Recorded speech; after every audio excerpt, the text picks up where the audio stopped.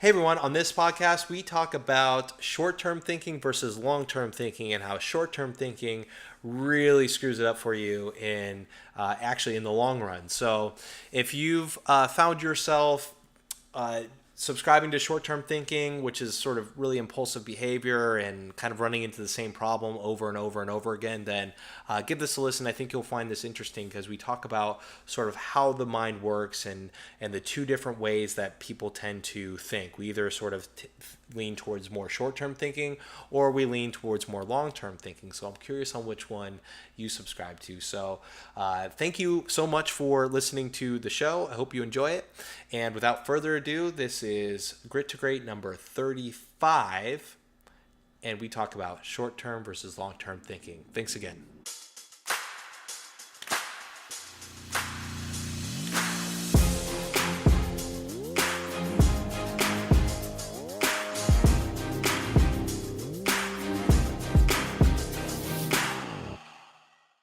Hey everyone, welcome to the show. I'm Justin Jensen, and today I'm going to talk about the long term game or the long term perspective versus the short term perspective and how that impacts basically your entire life.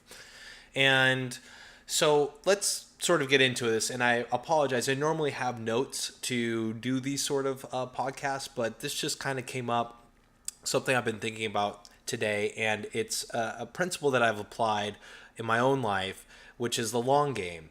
And so, what is the long game? Well, the long game is thinking about all of your actions in the context of how it multiplies and compounds over time, right? So if you think about a habit, maybe eating, I don't know, a Big Mac and fries, for breakfast every morning, you can think about how that would compound to weight gain and over amount of time. Might not happen right away. It might take some months. It might even take years. But slowly and surely, our actions, everything that we do, every single thing that we do in any given day can compound over time. And here's why this matters to you, and here's why this matters to your life, is because we're habitual beings. In other words, everything that we do is a habit, right? Like, have you ever stopped and wondered why you always brush your hand with the same, or brush your teeth, excuse me, with the same hand, or why you put on your clothes in the same way, or why you have relatively the same sort of mornings or evening routines or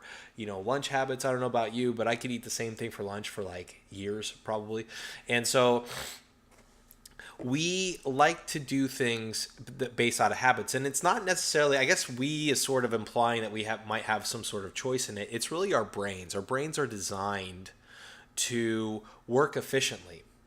Our brains are designed to automatize or make certain processes automatic, so that we don't have to, so that we can spend less time thinking about that thing, and so that we can think about more broader things. For example, when you're first learning how to drive, right?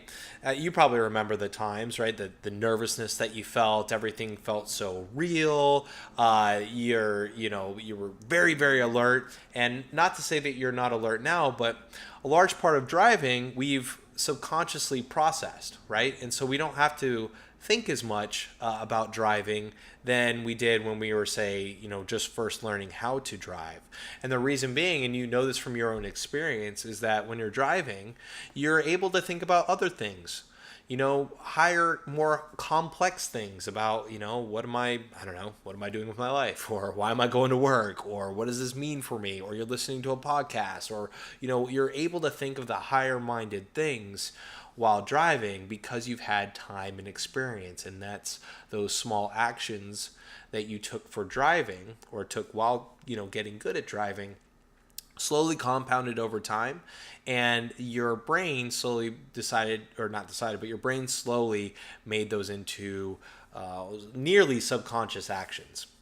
And the same mechanics also applies in a lot of other areas of our lives. It applies to our dating, which is why we tend to date more or less the same people. It applies to our career path and our jobs. Once we get good at a certain skill, we just sort of naturally stick with it. Even if we dislike it, we'll still stick with it because it comes relatively easy. We'll we'll tend to, if I already said this, we'll tend to eat the same things over again. And we just like consistency, but that consistency is also what causes a lot of problems in our lives. Now, we started this by saying there's a difference between long-term perspective and short-term perspective. So I just talked about how our brains like to be efficient, and this plays into both the long-term and short-term perspective, because when we think of short-term gains and then we keep thinking about short-term gains, we start to make more of those same decisions, especially if we're making similar decisions over and over and over again. Those are going to compound and become habits over time. So short-term results and gains are oftentimes traps. They can lead us into certain traps. They can lead us down a road that we would otherwise not want to go down.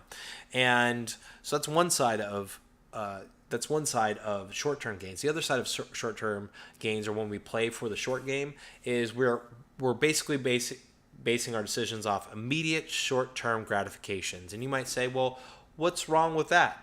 What's wrong with immediate pleasure? What's wrong with going after things that make us feel good right now? Well, there's two problems with that. One is that you train your brain to immediately seek instant gratifying rewards. And that's a problem because most of the time, the things that you want in life are going to require some sort of restraint, right? They're going to require some sort of willpower. And the more that you, which would be the second problem, the more that you apply, or excuse me, the more that you play for the short game, the more you're reinforcing the degrading effects of willpower. So you're giving in versus exercising the willpower muscle, right? So it doesn't give you it robs you of the opportunity to really practice willpower. And you may have heard of the marshmallow experiment, and I'm going to sort of botch the names here, but basically in the 50s they did a marshmallow experiment, and this is a famous experiment. So if you've heard it, great. If not, this might be news to you. And so they took 4-year-olds and they put them into a room, and they said, you can have this marshmallow now, or if you wait, I forget what the time was, if you wait like 4 or 10, might have been 10 minutes, if you wait an X amount of time, you'll get basically double the amount. You'll get 2 marshmallows, right? And so they filmed the kids in the room, and they watched their behavior.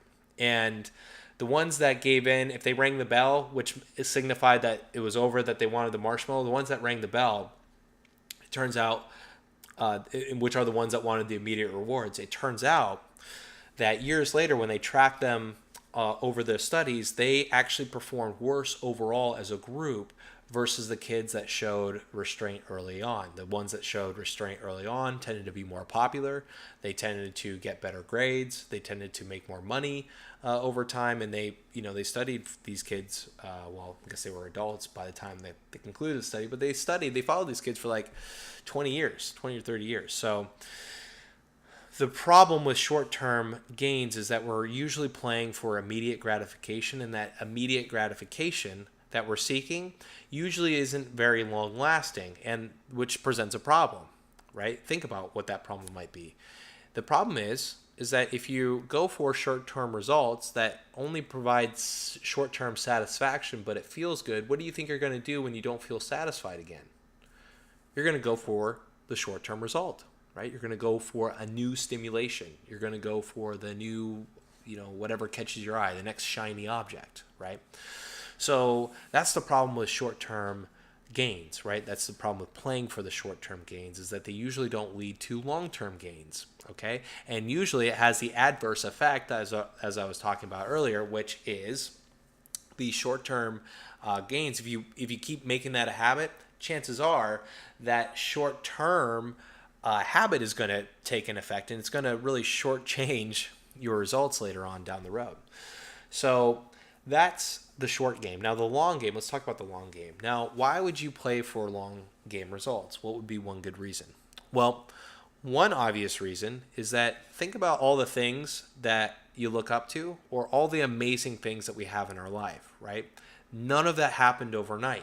No growth, no amount of personal growth happened overnight, and nothing that we like the new iPhone or computer or whatever, none of that happened overnight. So what that means is that there's a lot of strong evidence for at least supporting that long term. When you play for the long term, you get greater rewards. You get more money. You get better jobs. You have better relationships and all of that because you're able to show some sort of restraint, right? So the long term game, the long term perspective is played like this. When you make decisions, you're making decisions not by what will provide that immediate gratification. You're making decisions based on what your future expectations are going to be, right? What the rewards of the future, right? So you're putting now on sale for delayed, for better gratification down the road. So that's how the long-term perspective works. And when you think of the long-term perspective, you might start to think like, if I did this action every single day, how would that impact me in 3 years, right? How would that impact me in 5 years? Or another way of looking at it, if I don't fix this problem now, if I don't have a long-term perspective on this, how is that going to affect me 5 years from now? How is that going to affect me 10 years from now?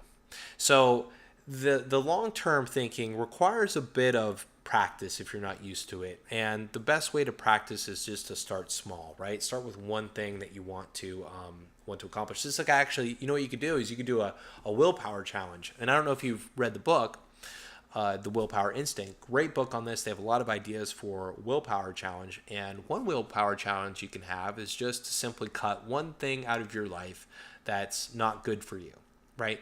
So maybe you have a habit of eating fast food, multiple times a week.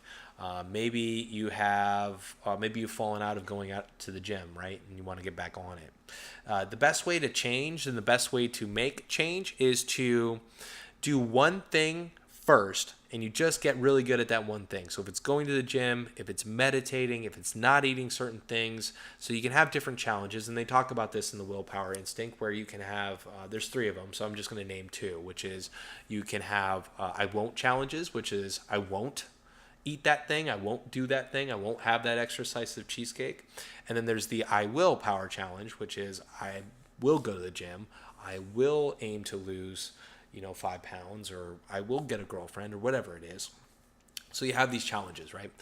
And that's a really good way to practice long-term thinking, to practice long-term thinking, playing for the long term, because that's, like we talked about earlier, that's really what's going to really up your game. That's what's really going to provide overall life satisfaction. And, I can speak from the male perspective for obvious reasons, but when you conquer yourself, when you overcome your challenges, when you overcome your resistance, you just feel really good. You just feel really good as a human, okay? And I'm sure it's the same for women. I'm just speaking from a male perspective, where we get this like competitive edge. So when you set a willpower challenge, you're really playing a game against yourself, right? And there's no better competitor in the world than the person that you're looking in the mirror to, right? So a great way to start thinking about long-term results is to stop, making mistakes. Really, that's the problem with short-term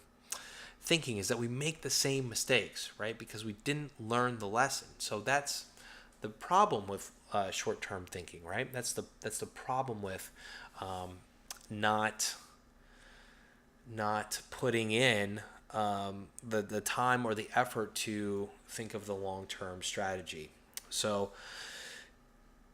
something to consider, right? Something to consider. And I guess I have a couple questions for you as you're, listening to this or watching this, if you're on YouTube, which is how are you making decisions? Are you even aware of some of the decisions that you're making? Are you aware of your triggers, right? The things that, like a light bulb, like a light switch, they just go off as soon as this one little thing happens, right? And if you're not aware of your triggers, and I could probably do a whole other podcast on this, but if you're not aware of your triggers, then you're not fully capable of understanding why you do the things that you do. Okay, and so if you're triggered by certain things, like let's say you had a bad day at work and your trigger response to deal with your emotions is to go eat or drink or smoke a whole pack of cigarettes or whatever it is, that's subscribing to short-term thinking, right? That would be, I'm not feeling good right now. I need to feel good right now. So I'm going to do things that seem like a good idea, but in the long run aren't really a good idea, right? Because those things can harm you. Okay. And this isn't a podcast or an argument saying that, whatever, drugs or alcohol is bad, but it's how you use those things that harms you. Okay. So this isn't even about good or bad. This is about what harms you over the long run. And there's really no arguing that, especially with the mounting evidence that we have, in this day and age. So, be aware of your triggers. So, how do you become aware of your triggers? Well, we're really good at recognizing patterns, right? So, a good place to start is when you get triggered. What are some of the preceding events? Is it because a coworker slacked off? Is it because the way somebody talked to you? Is it because something happened in the past and that it just reminds you over and over and over again each time you're in the new situation? Like what's common for men is if they had a upbringing like in their middle school or even earlier on in elementary school, if they felt social rejection, if they felt like they weren't really accepted, then and they didn't resolve that then in their history, what ends up happening is that idea repeats itself over and over and over again with each new time they meet a woman, and that's where social anxiety, in my estimation, comes from. It's where a repeated idea, a repeated environmental feedback compounds itself in your mind into an idea, into a belief. And that's where a belief structure comes from, is a compounding, cementing idea that gets just packed and packed and packed and packed again until you start to believe it. Because you're not giving yourself evidence to counter that, right? So that's how short-term thinking can be damaging, right? Because it's a repetition of doing something that's harming you. Whereas imagine if you practiced repeating actions that would bring you rewards over the long run. You'd think, and you would, and rightfully so, to think and expect those long-term rewards to start panning out, right?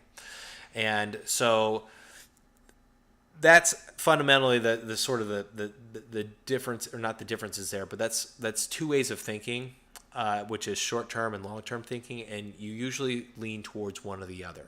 And you can shift you can be a long-term thinker and then go off on the deep end, and now you're a short-term thinker, and vice versa. You can be a short-term thinker and then train yourself to be a long-term thinker. Now, just think about this, because this is a podcast about growth in all sense of the word. So, with personal growth, it's not going to feel good at first. With personal growth, it's going to come with some amount of resistance or some amount of pain. And there's really no getting around that. There's no getting around that pain. You're going to experience that. And if you don't go through that pain or that resistance, to actions that bring you rewards, greater rewards over long run, then you're shortchanging yourself of massive opportunities, and worse, you're literally training yourself to just keep doing the same thing over and over again. So when you train yourself to push through resistance instead of avoid the resistance, because that's the default setting for a lot of people, is that when they feel resistance or pain, it's just easier to go, fuck around on your phone or, on Facebook or whatever it is. So think about that, because think about your triggers. Where does your attention go? Where does your mind go when you want to, play around with your phone, because, you'd rather do that than, make a sales call or say you're sorry or whatever it is. So we talked about basically three different things, which is long-term thinking versus short-term thinking. And our actions compound over time and they produce a particular result. So if we practice short-term thinking, we're going to get repeated short-term results. You can't think short-term and expect long-term results. The math doesn't add up. The long-term, when you practice long-term thinking, you might forego certain immediate pleasures, but the long-term benefits are going to far outweigh what you receive right now. So that's also a practice, okay? And that's it when it comes to, and then just be aware of your triggers, right? Your triggers will always fall you off, or make you fall off the track, right? So if you had a bad day and you immediately get triggered and then go act on it, that's gonna set you back some. So there's triggers, and then there's action, and then those actions produce produce some of the thought patterns that we have, whether it's long term or short term. So let me know what you think of that. Send me a comment if you're watching this on the YouTube, and if you're not and you're listening to this on the podcast, send me an email at justin@grit2great.life. That's Justin, grit 2 as in the number, and then great.life. And I'd love to hear your thoughts. Let me know, and or drop a comment in the blog. So thank you so much for listening. We do have some exciting things coming up on grit2great.life that I'm going to introduce in a couple weeks. One of those is going to be this Wake Up Excited challenge. So if you struggled to get results that you want, if you're procrastinating a lot, if you feel lazy, or if you just don't feel very motivated and life just seems sort of dull, then this is a great free program that I'm offering, and it's going to be a fun 7-day challenge. So it's going to be a 7-day challenge to wake up excited, and we're going to talk about how to not be lazy, how to not procrastinate. We'll give you some strategies and some tips for how to hold yourself accountable, and it's going to be great. So that should be out, I believe, by the time... No, it'll be out about June 9th is when I'm targeting this date. So it should be out about June 9th. And if you're listening to this past June 9th, don't worry about it. It's going to be on the website front and center. So thanks for listening. Have an awesome day, and I'll see you on the next one.